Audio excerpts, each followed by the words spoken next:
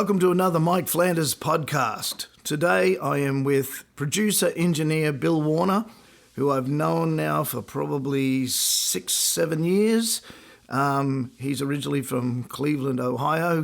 Youngstown, Ohio. There you go. Sorry, Bill. Welcome, Bill. Yeah. So it's Glad to be here. It's kind of an interesting one. I'm trying to break up a lot of different individuals through these podcasts and make it as interesting as I can for people. As you know, I've done songwriters, people I've produced, people I've wrote with, radio people, some of my favourite musicians that I admire. And Bill is kind of fits under a lot of that umbrella. We met through a mutual friend, and I realised his skill set, and we've collaborated on several albums and a couple of really great ones. But I'm going to first open this by letting Bill tell a bit of his backstory, and then we'll dive into some of the things we've done together and blah, blah, blah. Sure. So I come from a musical family in Youngstown, Ohio. My dad had an orchestra there that was pretty popular, I guess. And he also had a recording studio. So my upbringing was very interesting. At that time, during the 60s, there was a lot of musical activity, in Youngstown, because it was Youngstown was a melting pot. It was kind of like a mini Chicago, and it was very ethnic. So because of the ethnicity in the area, I think music was a big part of a lot of people's culture.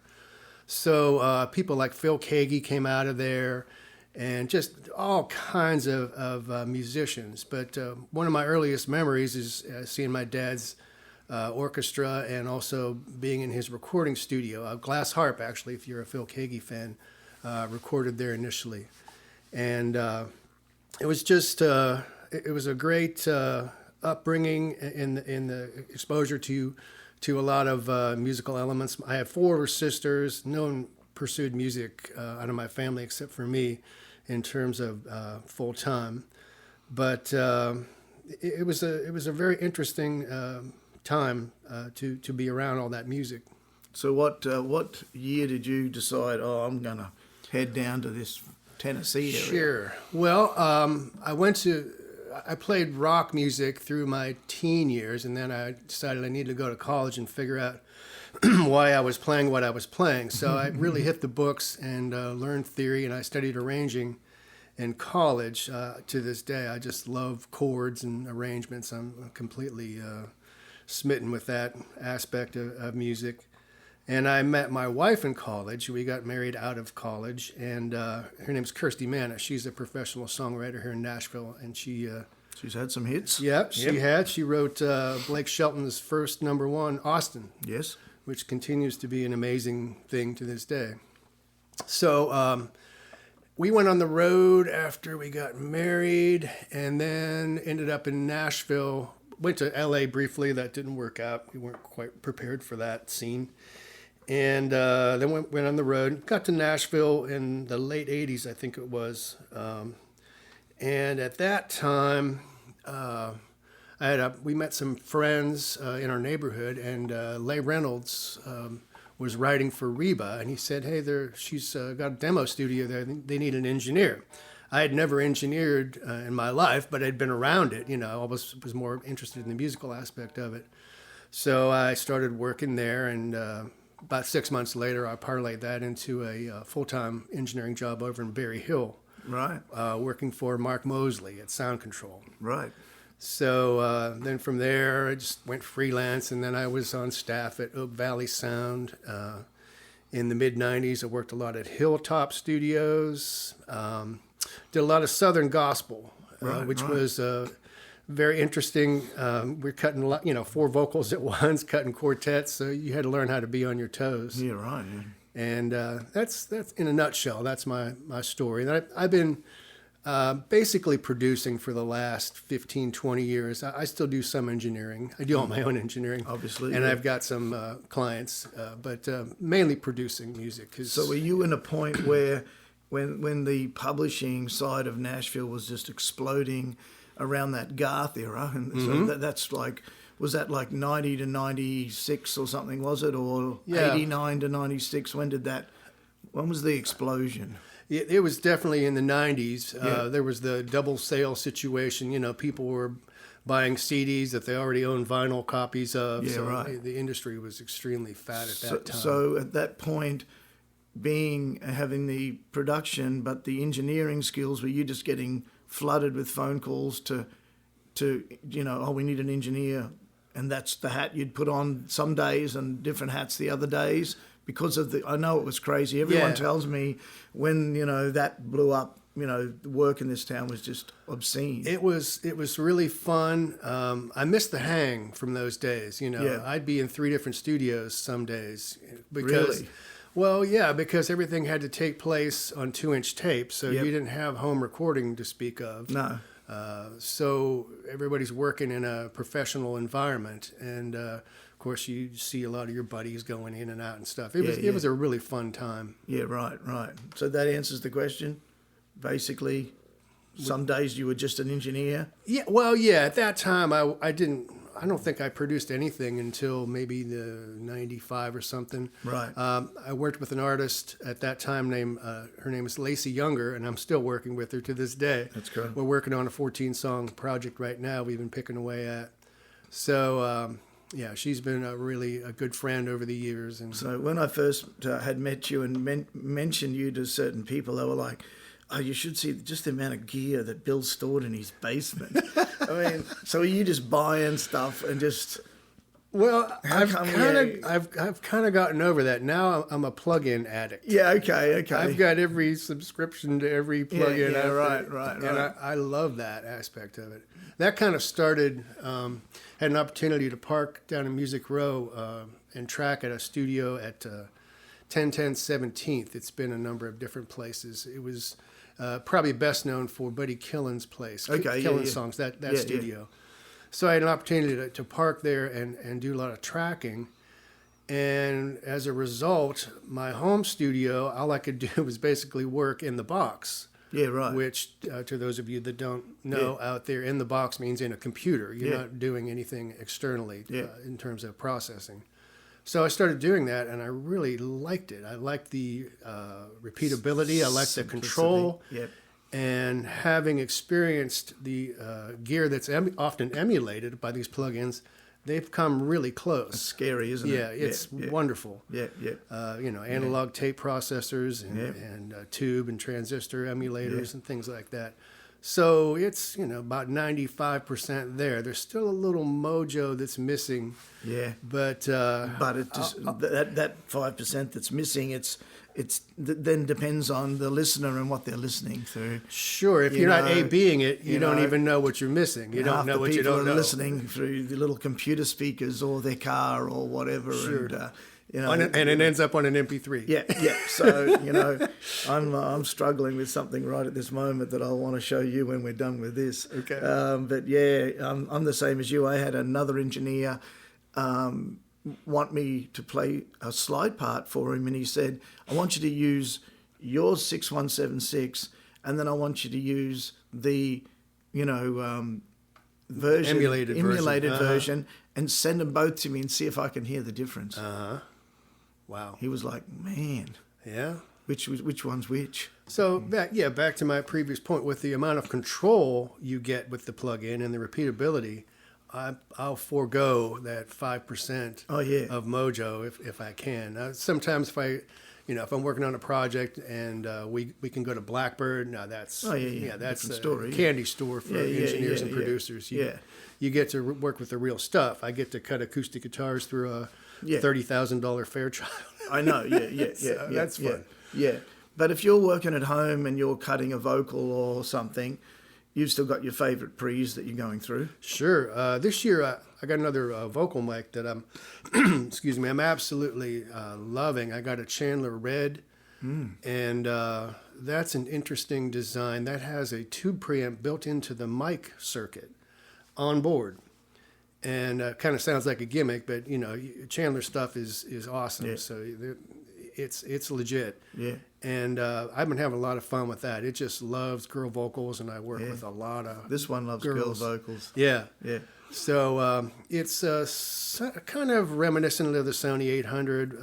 Well, that's an unbelievable Yeah, microphone. it's amazing. I used to borrow Blake Chansey's back in the day when I was next door neighbours to him, you know, and I believe he got a couple of them given to him when he worked at Sony, and he had one sitting there or two sitting there. I can't remember now. His collection was amazing, you know, because my original place, I don't know if you ever came to it, was on 18th Avenue. Okay. And RPM were next door. Okay. So and then Blake built, before they knocked all that down, I don't know if you ever went into, he called it Disgracelands. No. Yeah, no, you know, as in Gracelands, but disgrace. And they had spent all that money on that room, and then game over. They came in and offered them huge money for that knockdown, and now it's apartments there. Jeez. You know, the whole thing was kind of sad. Yeah. Well, I'll tell you a little anecdote about this Chandler mic. My neighbor does monitors, my neighbor Clark, for Green Day. So I'd see him out in the neighborhood and say, hey, you should stop over sometime, check out my place. You know, you might be surprised what's across the street. Yeah. So he knocks on the door a couple weeks ago, and there's an English guy with him and another tall guy. Well, that's the front of house for Green Day and a friend. There, he was, I think Billy Corgan, he was doing front of house for him as well. They were playing Smashing Pumpkins. Yeah, they were playing at the Ryman. So they see the mic, and the front of house guy, which I don't know his name, that's embarrassing. He says, "Oh yeah, I want to try that on a guitar." I'm thinking, "You're gonna take this microphone and jam it in front of a cabinet?" I said, "You're drunk with power." Yeah. Access. Yeah. Wow. Yeah. Yeah. Well, I mean, you know, we all love our microphones. Yes, the 563. You know, so man, I'm the same as you. I think that's, you know, I love even, you know, this with girl, you know, this classic Rode with female vocal through my 6176 is my favourite chain, you know. Sure.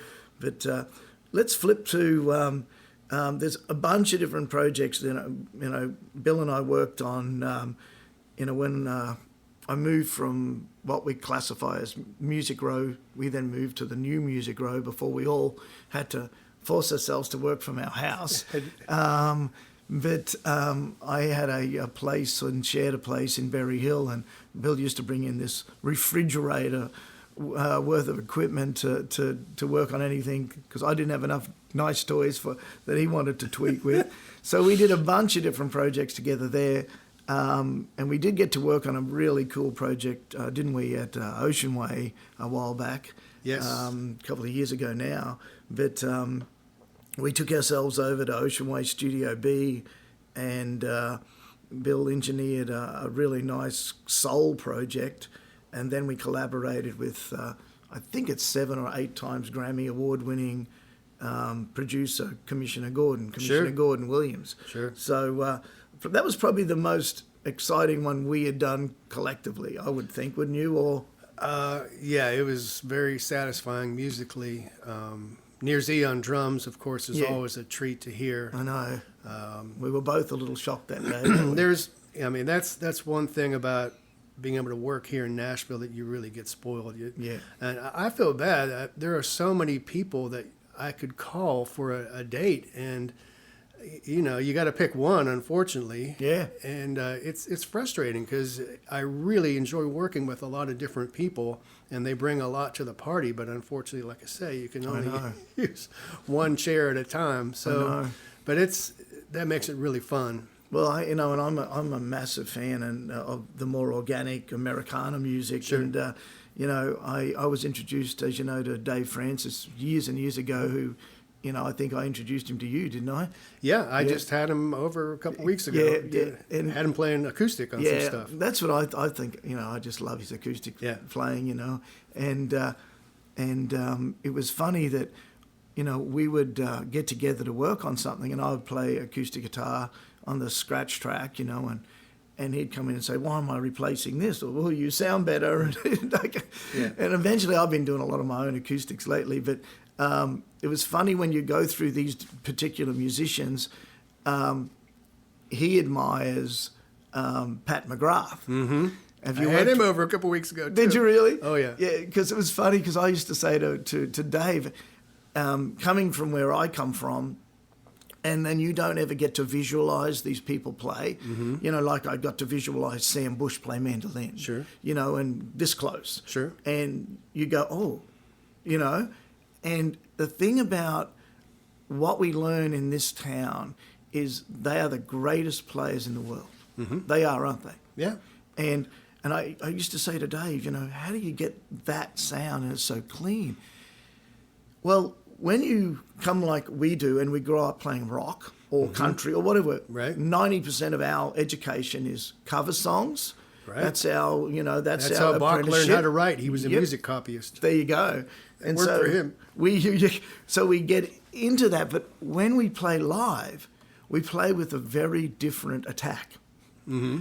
And then this is a subtlety that I, you know, have picked up, I would say more recently, having to do smaller budget projects, try and skimp and save to do it yourself. Right. And go, okay, Mike, it's time to man up and control what you're doing, right? Right.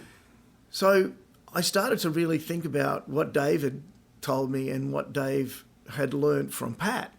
Because he said, I used to watch Pat's right hand. Mm-hmm. And Dave uses a very heavy pick. Mm-hmm. And I always used a medium. Okay. So I started to sit in front of this microphone and play acoustic guitar with a heavy pick and played really gently. Ah, okay. And that brush stroke that he gets, that Nashville brush stroke, Right. is the fact that the heavy pick against the strings with a lighter touch gives you way more clarity. Sure. Because when you hit the guitar hard, it compresses and then it compresses everything else. Right. So it was just little things that I've started, Right. even at our age, that you then are bringing to your own projects that you didn't even know. Yeah. But he's watched what he classified his favourite acoustic guy, and I wonder then, would Sutton be McGrath's? Sutton uses a heavy pick too, I think. So you'd have Sutton, the McGrath, and it goes down this chain of, Right. you know. But I think that's the most interesting thing, and that I've learned from being here. And obviously, you know, my relationship with steel guitar player Mike Daly is I was such a fan before I ever met him. Right. Listening to him on all these records and Sure. then getting to be a friend, you know, and then working with him on Renaissance and other things I've worked with him on over the years. But the same thing is watching. And another big light that come on inside my brain one day was Dan Dugmore. Mm-hmm. You know, being a steel guitar player, you're always challenged with complexity. And you listen to this amazing, you know, right hand. And a lot of it, everything's right hand, right? So sure, we do what we do with our left hand, but right hand is everything on these instruments. And watching some of these players up so close, I got to watch, you know, Al Perkins. Right. You know, I did a bluegrass record with Al, Tammy Rogers, Pat McGrath, Dave Francis playing Oh, how fun is upright that? ones. So that Yeah. was, and we Yeah. cut it all live on a floor a few years back. But to have your favourite steel players, and Al Perkins is a whole different ball game, as you know. You know, he's like what they call a Californian. You know, Right. You know, but then Of course, Dan started there too. yeah, and that's the interesting thing is, as I was going through, when I was working still for Pacific International Music, I had a lot more choice and a lot more budget to pick and choose, right? Right. So I got to spoil myself by saying, well, on these 3 songs, I might hire. Right. But I have a Dan story, if I may tell. yeah, I'll bring my Dan story back to you. So Okay. yeah.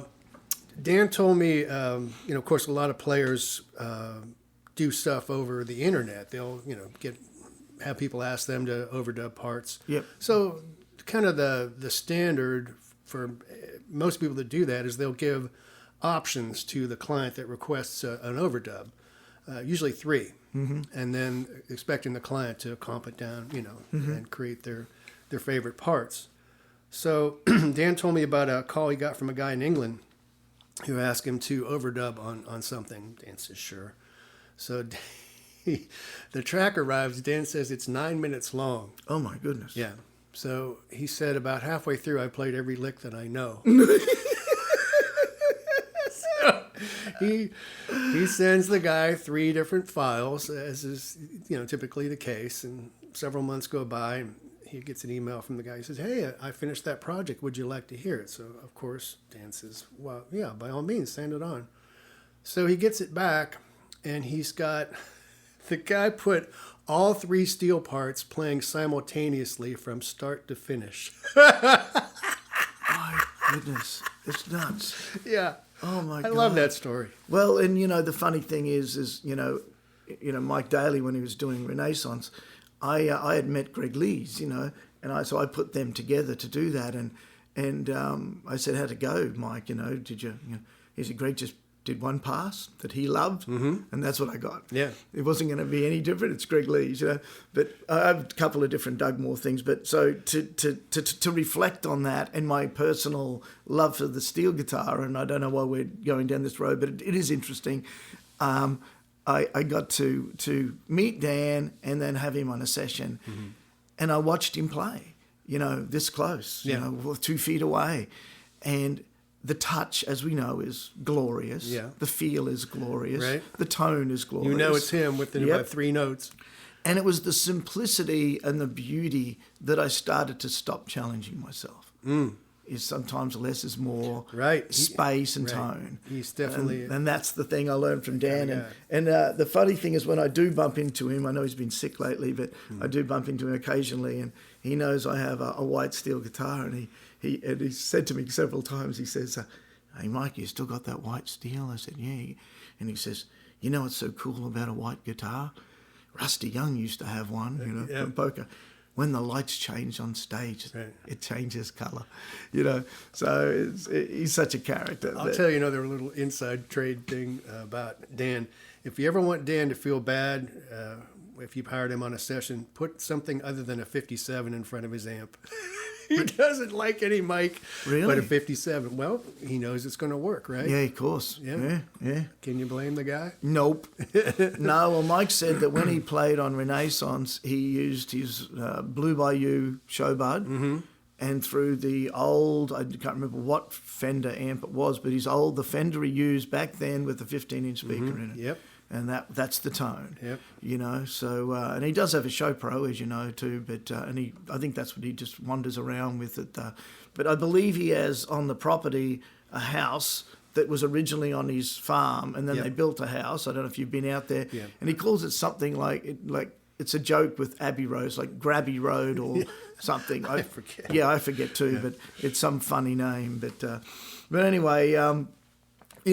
Having Bill Warner here today was really to introduce people to Nashville's greatest engineers and talk about things that I haven't been talking about.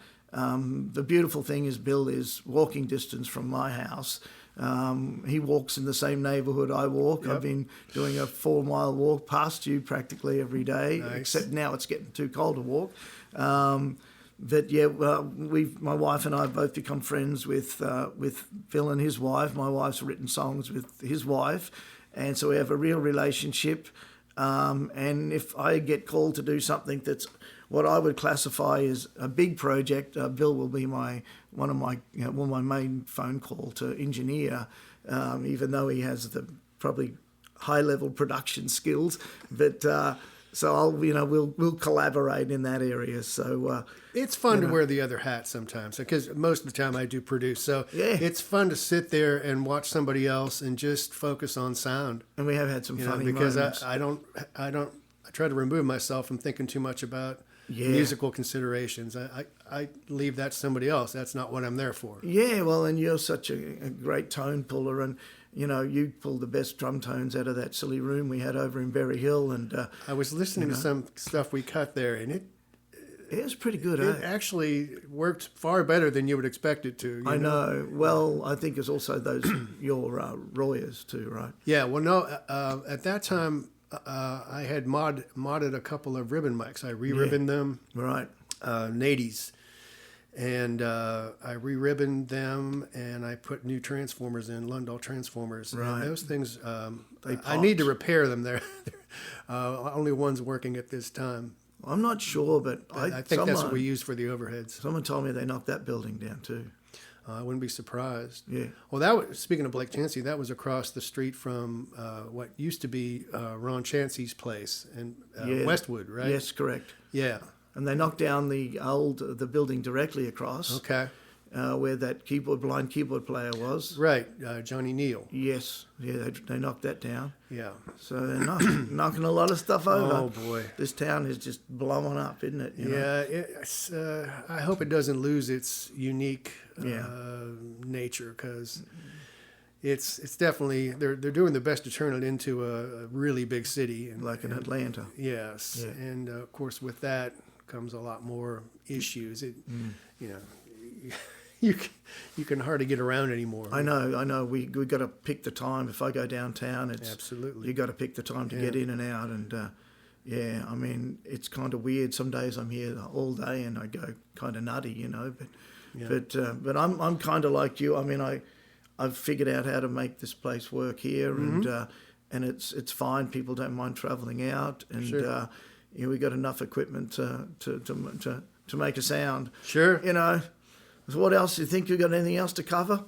I think we've kind of covered some interesting points for people. Well, I was going to just touch on my approach to tracking and mic selection, and I agree with Chris Loralge. He talks about every piece of gear has an optimum setting, and I think there's really something to that. If you futz around with a piece of gear, you'll find that sweet spot, and totally. it's hard it's hard to get away from it once you find it, you know. Oh, totally. So agree. I think that applies to microphones and just And outboard gear in general. Yeah. So I've spent a lot of time over the years just finding the optimum combinations. They don't always work because, of course, the source can be different. But Yeah. But that's an interesting aspect of the whole tracking thing. Oh, totally. Yeah. Yeah, well, that's like Dan Dugmore wanting a 57. Exactly. you find what works. Well, it's his ear. Yeah. Yeah, you know, and I find this particular microphone we're talking into, I always track it through that 6176. I've had that 6176, excuse me, my mumbling, since 2006. Uh-huh. And so that's my favourite preamp. It's getting old. Yeah. The light's out and the kids have broken the input. I think you called me recently did. asking where you get the light fixed. I know, and it's kind of hard to find it. Yeah. But I find that's exactly, I know my go-to spot on that. And so many women have come and sang on this mic and go, how do you I never get that sound. It's just the right combination. It's just clear and the tone's pretty and just compress it the right way. I love using that piece of gear. As you know, for guitars, so many people have, Neve configuration, but I can get lazy and just use that piece of gear for everything if I wanted to. Right. It's such a go-to piece, Yeah. But Universal Audio, Yeah, they make great stuff. and you're talking about the Apollo and how simplified that's become. And do you use the console now? You're using Apollo or not? I don't. The Apollo console, I mean. Yeah. Well, I use it for overdubbing. For monitoring, you have to go through that to have for the cue system and so forth. I use what do I have? I have the Apollo 8 Mark, whatever the latest one is. Yeah. And it's got just a ton of DSP. I don't have a ton of their plugins, but I have a lot of Brainworks plugins, which incidentally, they write code for UA for a lot of their stuff. So Right, how that's interesting. Kind of getting it in a native format Yeah. without the UAD Yeah, right. DSP aspect. Yeah, right. Yeah. Well, I've got a bunch of their favourite plugins and obviously stuff that I'd used for years that when I set up with the Apollo, I had to rebuy it and whatever, my favourite toys, Right. I'm way more primitive than you are, as you know. So I keep it as simple as I can. My youngest son, Caleb's probably getting more technical, and he's like, how do I learn more about this, Dad? And I went, well, get onto YouTube and get onto... Oh, my gosh. The resources are phenomenal. Well, Dustin Martin, my assistant engineer and engineer that I work with that that's now in Los Angeles, He put us years back onto Dave Pensado. Mm-hmm, sure. And there's Pensado's Place, I think it's called, isn't Right. it? Yeah. Oh, that's a great resource. Yeah, so Caleb watches that. He's like, you can have so many plugins on just one voice, Dad, you know? And I'm like, and I see what he's doing, and it's like, you know, there's no more room, you know? Right. But there's no limits. Well, that's something we were talking about earlier. We were talking about different steel players and their approaches. There's no one way to do it. Nah. Everybody kind of gravitates to the way that works for them. And, Yeah. and that's not really necessarily right or wrong for anyone else. It's just right for them. There's no rules. Yeah. And that's the art aspect of it. That's what Yes. makes it so fun. Yeah. Just Creation. Your palette is open to Yep. all kinds of possibilities. Yep. Agreed. But when in this town, like budget considerations or just time, like I think Dave Pensado said, you either run out of time or money. Yeah. Yeah. Yeah. But in this town, we tend to work pretty fast. You have to. Yeah. And I think there's something to be said for that, to not put off decisions. Yes. It's easy to do with Yes. having the computer control, but it's great to just go for it and make a decision on the spot. And of course, that's what led to all those great recordings, that we've all heard over the years. Yeah. That they didn't have the ability to put off decisions. They had No. to commit. Yep. On the Straight spot. away. Yeah. Bang. Motown. Yeah. Stax. Sun. Beach Boys, Beatles. Yeah. Wow. I think we covered some things that I've never covered here, Bill. So, Well, great. if you want to go and find Bill Warner, you can find him. WarnerWorks.net. There you go. He's a great guy, fun guy, easy guy to work with. And thanks for chatting. I've been playing music at the end of these podcasts. Any suggestion of something we've worked on that you like to play at the end of this I could import? Oh gosh, I don't know. I have to think about that. All right. There's been several great projects. So Yeah, well, I'll find something. you pick. All right, I'll put pick. that on you. All right. Thanks for coming over, My Bill. pleasure. It was fun. Okay. See you guys. Keep listening to our podcast. Cheers. Have a great day. Okay, then, Bill, I'm going to choose that Isabella Richardson Izzy record we worked on. I think the track's called Pin-Up Girls. So hope you enjoy that, folks. See you next time.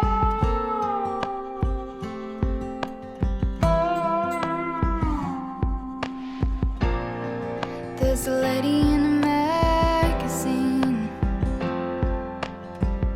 Feels like she's looking straight through